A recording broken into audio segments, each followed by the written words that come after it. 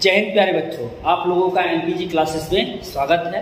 आज मैं आपके सामने प्रोकैरियोटिक और यूकैरियोटिक सेल यानी प्रोकैरियोटिक पूर्व केंद्रीय कोशिका और यूकैरियोटिक सुकेंद्रीय कोशिका के बीच में हम अंतर बताएंगे। इसके साथ ही साथ मैं आपको जंतु कोशिका और पादप कोशिका पे भी एक्सप्लेनेशन प्रस्तुत करूंगा। सबसे पहले यहाँ ध्यान दीजिए, आपके सामने मैं बात कर रहा हूँ कि प्रोकैरियोटिक व यूकैरियोटिक सेल में अंतर। ध्यान सुनिए, हम जब प्रोकैरियोटिक और यूकैरियोटिक सेल में अंतर की बात करते हैं तो याद रखिएगा, जितने प्रोकैरियोटिक कोशिकाएं होंगी ये प्रारंभिक कोशिकाएं होती हैं। पहला, ये प्रारंभिक कोशिका होती है। यूकैरियोटिक के केस में ये सुविकसित कोशिका होती है। दूसरा पॉइंट, यहां हम बात करते हैं कि केंद्रक के विकास इसमें पूर्ण विकसित रूप से देखने को नहीं मिलते हैं और इसमें केंद्रक पूर्ण विकसित पाया जाता है। केंद्रक का विकास अपूर्ण, केंद्रक का पूर्ण विकास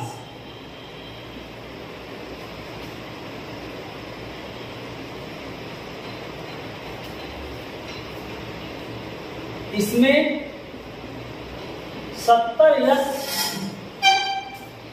राइबोसोम होता है और इसमें 80S राइबोसोम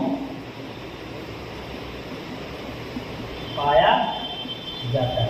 एक और बात याद रखिएगा कि जो यूकैरियोट्स होते हैं उनमें 80S के साथ साथ 70S राइबोसोम भी पाया जाता है।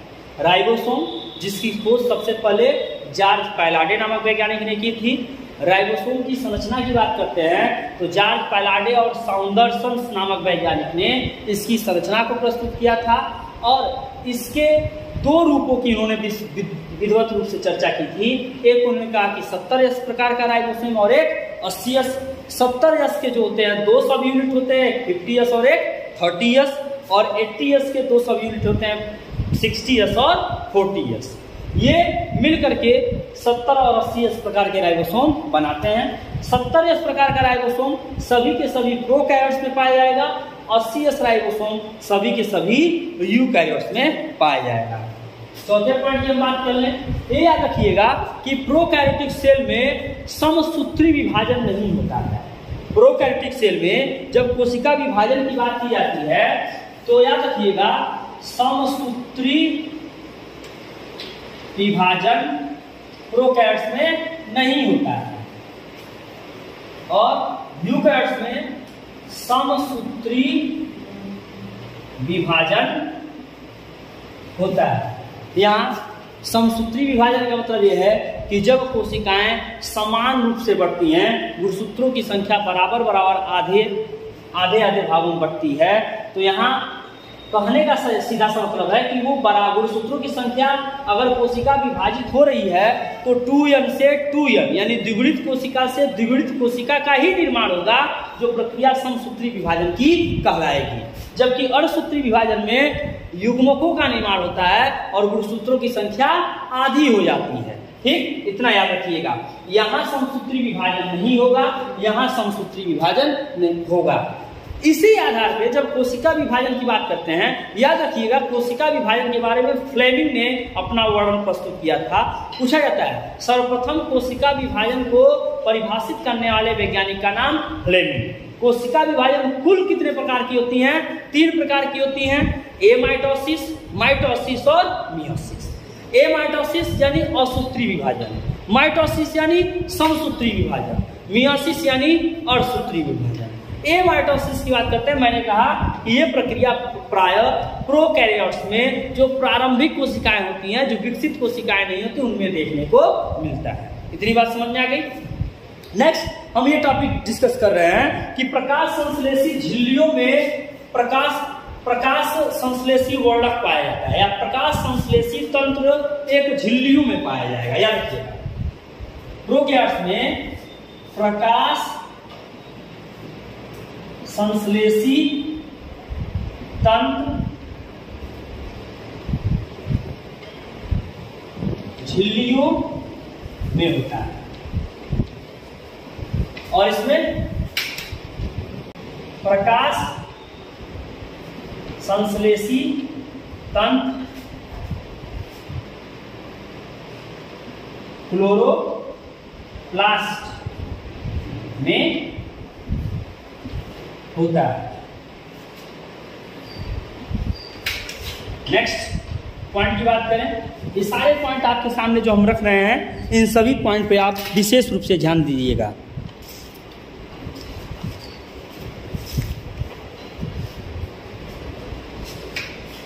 प्रकाश संश्लेषी तंत्र झिल्लियों में होता है, प्रकाश संश्लेषी तंत्र क्लोरोप्लास्ट में पाया जाता है। नेक्स्ट हम बात करते हैं, इसमें मैंने कहा कि 70 इस प्रकार के राइबोसोम होंगे, इसमें 80 इस प्रकार के राइबोसोम होंगे। यहाँ विशेष रूप से प्रोकैरियोट्स में हिस्टोन प्रोटीन की बात नहीं की जाती है, यानी हिस्टोन प्रोटीन अनुपस्थित, और यहां हिस्टोन प्रोटीन उपस्थित होते हैं।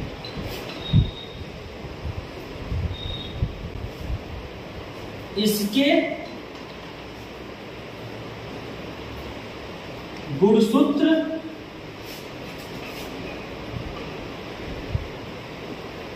केंद्रीकाभ न्यूक्लियोइड में होते हैं।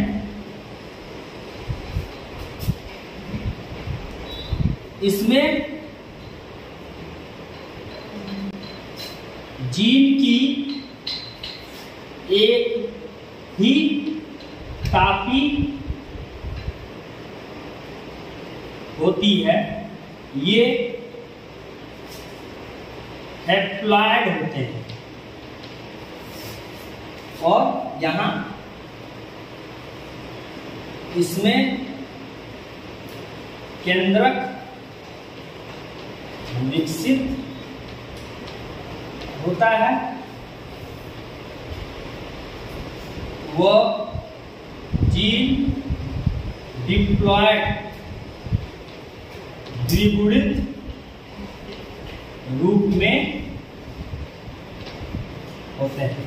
इस बात को याद रखिएगा, ये प्रोकैरियोटिक यूकैरियोटिक कोशिका में आपके सामने अंतर रखा हुआ है। ये प्रारंभिक कोशिका होती है प्रोकैरियोट, यूकैरियोट ये सुविकसित कोशिका होती है।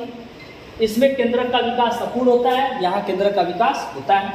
इसके डीएनए को, प्रोकैरियोट में पाए जाने डीएनए को सर्कुलर डीएनए या प्लाज्मिड कहा जाता है। याद रखिएगा, प्रोकैरियोट में पाए जाने डीएनए को सर्कुलर डीएनए या प्लाज्मिड कहा जाता है।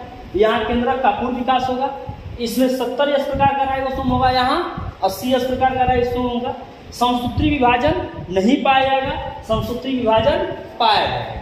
प्रकाश संश्लेषी तंत्र झिल्लियों में होते हैं, प्रकाश संश्लेषी तंत्र क्लोरोप्लास्ट में पाए जाते हैं। क्लोरोप्लास्ट से पहले याद रखिएगा, ये प्लास्टिड शब्द से उत्पन्न हुआ है, जहां हम कोशिकांगों पे चर्चा करेंगे। प्लास्टिड शब्द का प्रयोग अर्नेस्ट हैकेल ने किया था। पुनः प्लास्टिड को 3 भागों में बांटा गया था, क्लोरोप्लास्ट, क्रोमोप्लास्ट एंड ल्यूकोप्लास्ट। वैसे देखा जाए तो मुख्यतः इसे 2 भागों में बांटा गया, क्रोमोप्लास्ट और ल्यूकोप्लास्ट। क्रोमोप्लास्ट को फिर 2 भागों में बांटा गया, non green and green. Green वाले को कह दिया गया क्लोरोप्लास्ट, और जो ग्रीन वाले नहीं थे बाकी को कह दिया गया क्रोमोप्लास्ट। उसमें भी अलग अलग रूप, एमायोप्लास्ट, अलग अलग प्रकार के हैं। जब इस टॉपिक पे हम नेक्स्ट वीडियो में चर्चा करेंगे तो आपको पूरे के पूरे प्लास्टिक टॉपिक में कुल कितने प्रकार के प्लास्टिड होते हैं, सभी विषयों पर हम चर्चा करेंगे। यहां ध्यान दीजिए।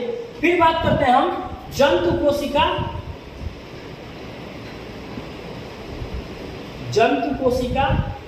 व पादप कोशिका। भाई नाम से स्पष्ट है कि जो कोशिका जंतु शरीर में होगी उसे क्या कहेंगे, जंतु कोशिका कहेंगे। जो कोशिका पादप शरीर में होगी उसे कहेंगे पादप कोशिका। पहले दोनों के बीच में हम अंतर की अगर बात कर लें, नेक्स्ट वीडियो में मैं डायग्राम के साथ इसकी प्रस्तुति करूंगा। यहां बस आप ध्यान दीजिएगा, जंतु कोशिका, यहां जंतु कोशिका में कोशिका भित्ति नहीं होती और यहां पादप कोशिका में कोशिका भित्ति होती है, यानी सेल वॉल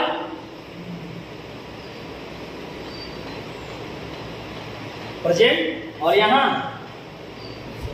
एब्सेंट।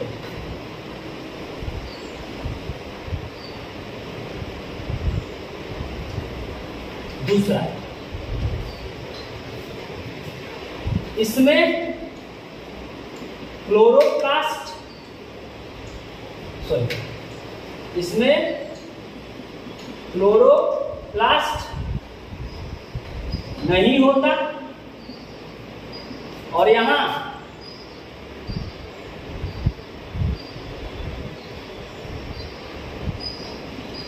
होता है। तीसरा, यहां जंतु कोशिका में लार्ज वैक्यूल एब्सेंट और पादप कोशिका में लार्ज वैक्यूल प्रेजेंट। नेक्स्ट,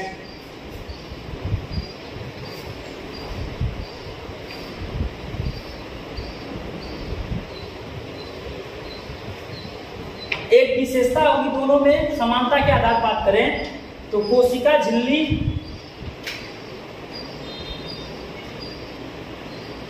यानी सेल मेम्ब्रेन इसमें भी उपस्थित होगा और इसमें भी उपस्थित होगा।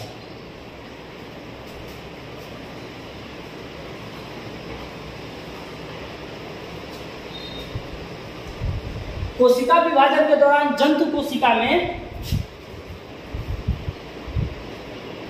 सेल प्लेट का निर्माण नहीं होता है और पादप कोशिका में सेल प्लेट का निर्माण होता है।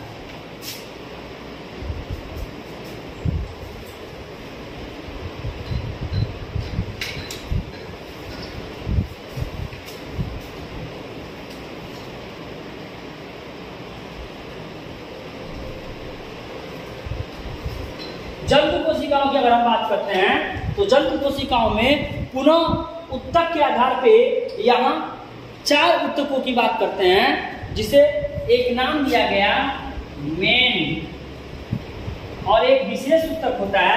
एम यानी मस्कुलर टिश्यू, ई यानी इपिथेलियल टिश्यू, एन यानी नर्वस टिश्यू, सी यानी कनेक्टिव टिश्यू और ए यानी एडिपोज टिश्यू।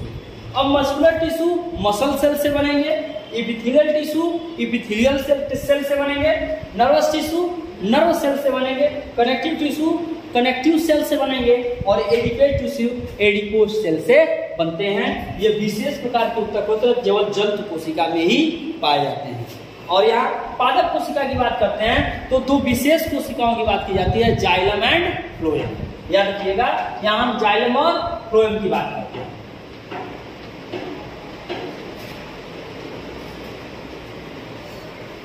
ये जंतु कोशिका और पादप कोशिका के एक प्रमुख अंतर हैं।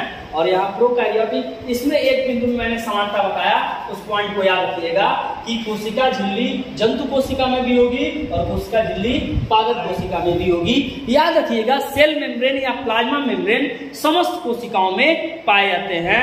केवल पादप कोशिका में सेल वॉल की उपस्थिति होती है, जो बैक्टीरिया में भी देखने को मिलती है, जबकि जंतु कोशिका में सेल वॉल उपस्थित नहीं होता है।